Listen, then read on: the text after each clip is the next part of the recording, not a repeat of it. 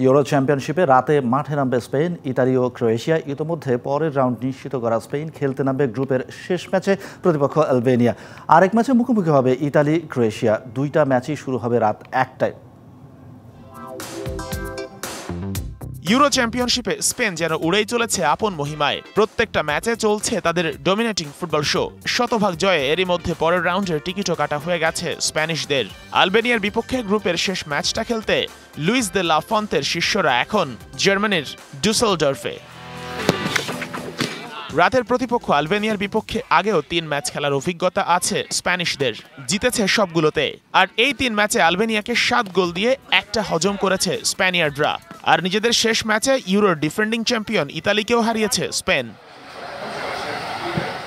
B গ্রুপের আরেক দল ইতালি আছে টেবিলের 2-এ। তবে পরের রাউন্ড এখনো নিশ্চিত নয়। ক্রোয়েশিয়াকে হারালে কোনো হিসেব ছাড়াই নকআউটে পা রাখবে আজুরিরা। তবে ড্র করলে তাকিয়ে থাকতে হবে আলবেনিয়া স্পেন ম্যাচের দিকে, কারণ আলবেনিয়া যদি স্পেনকে হারিয়ে দেয় তাদের পয়েন্টও হবে 4। এদিকে ক্রোয়েশিয়া যদি ইতালির বিপক্ষে জিতে যায় তবে ক্রোয়াটদের পয়েন্টও হবে 4। তাই আজুরিদের বিপক্ষে জিততে পারলে আর আলবেনিয়াকে স্পেন হারিয়ে দিলে নকআউট নিশ্চিত হয়ে যাবে ক্রোয়েশিয়ার। তাই গ্রুপ রানার আপ হওয়ার সুযোগ আছে 3 দলেরই। Sheikh Ashik, DBC news desk.